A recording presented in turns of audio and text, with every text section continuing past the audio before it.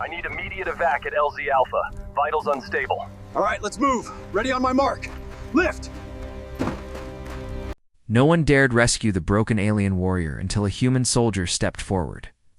The battlefield of Kareth Prime had gone silent. Smoke drifted across the shattered plains, curling around the skeletal remains of war machines and fallen. Soldiers, the twin suns of the planet, dipped low on the horizon, staining the sky in streaks of crimson and violet. Among the wreckage lay a warrior no one dared approach. Commander Vaylor of the Zyran Dominion had once been a legend. His armored frame, taller and broader than any human, was forged for conquest. His species, the Zirons, were feared across sectors for their strength and brutal efficiency. For decades, Vaylor had led fleets that shattered rebellions before they could whisper his name. But now he lay broken. Plasma artillery strike had caught him mid-charge. The explosion had torn through his lower spine, severing neural conduits that allowed Zerans to regenerate and move. His legs were motionless beneath twisted armor. Internal systems flickered. His breathing came in shallow mechanical hisses. The Zyran retreat ships had already lifted off. Their doctrine was simple: strength above all. Warrior who could not stand could not serve. One who could not serve had no place in the Dominion, so they left him. Human forces remained in scattered squads across the battlefield, sweeping for survivors. The war between Earth's coalition and the Zyran Dominion had raged for 6 bitter years. There was no love lost between species. When Private Daniel Reyes spotted the massive alien form through his scope, he froze. "Command," he whispered. "Into his come? I've got a Zyran commander down. Still alive." Static crackled back before Captain Moore's voice responded. "Identify." Reyes zoomed in further. The distinctive crimson crests across the alien's armor left no doubt. "It's Vaylor." Silence. Even humans knew that name. "Negative engagement," Captain Moore finally said. "He's crippled. Leave him extraction in 20 minutes. Reyes lowered his rifle slowly. Leave him. The Zirans had slaughtered thousands. Entire colonies burned under their invasion. Reyes had lost friends, good people, to alien plasma fire. And yet through the scope he saw movement, not aggression, not threat. Vaylor's massive clawed hand was scraping against the dirt, dragging useless legs inches at a time. Trying to move, trying to survive. A wounded animal, abandoned by its own pack. Reyes swallowed. "Permission to approach," he said. "Denied," Moore replied instantly. "That thing butchered civilians on Arcturus Station?" Reyes remembered. Arcturus, everyone did. But he also remembered something else. The Geneva Accords updated for interstellar warfare. Wounded enemies were to be treated as prisoners of war, not executed or abandoned. "He's not fighting," Reyes said quietly. "He's dying." "That's not our problem, Private." The cum clicked off. Reyes stared at the alien for several seconds. His heart pounded against his ribs. Then he slung his rifle over his shoulder and stepped out from cover. Vaylor sensed the human before he saw him. The ground vibrations were lighter than Zyran soldiers. Smaller steps.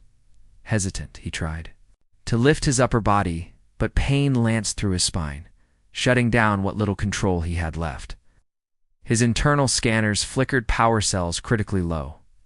A shadow fell over him. Vaylor forced his head up.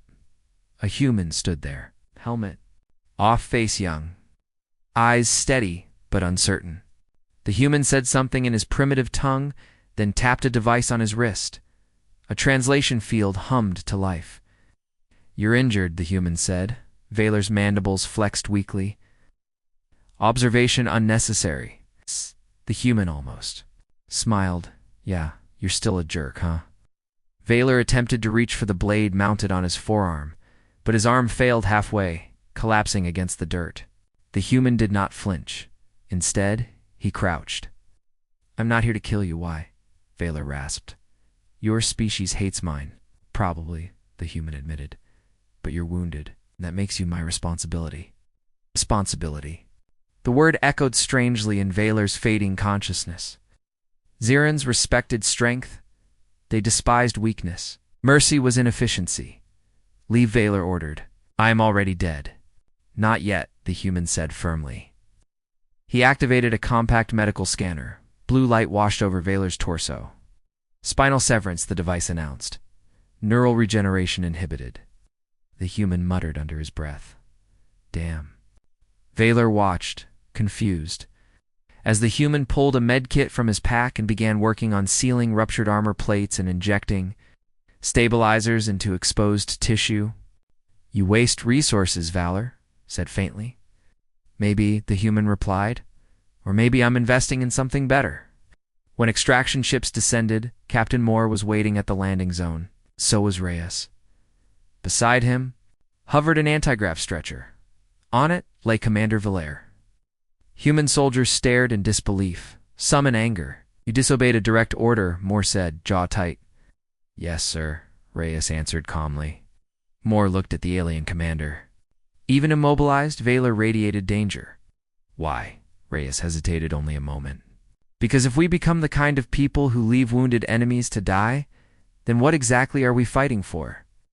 The captain held his gaze for several long seconds. Then Moore exhaled sharply. Load him up. He's a high-value prisoner. Now Valor survived. Earth's medical technology, though different from Xeron, bioengineering, was innovative. Human surgeons worked for 14 hours straight to reconstruct his spinal column with synthetic neural bridges. When Valor awoke days later, he expected chains. Instead, he found himself in a sterile recovery chamber, monitored but not restrained. Reyes stood nearby. You live, Valor observed. So do you, Reyes replied. Valor tested his limbs, weak but responsive. You could have ended my life. Yeah, Reyes said softly. But that wouldn't have ended the war. Weeks passed. Valor remained under guarded supervision, but he was treated with unexpected dignity. No torture. No humiliation. Questions, and surprisingly honest answers. He learned things about human Xyron propaganda had never mentioned. They argued constantly. They protected their young fiercely. They mourned their dead deeply. And they showed mercy even when it cost them. One evening, Valor turned to Reyes. Why did you truly save me? Reyes leaned against the wall, arms folded. Eyes. My little sister, he said after a pause. She was paralyzed in an accident when we were kids. Doctor said she'd never walk again. People looked at her like she was already gone. But she fought. Every day, he met Valor's eyes.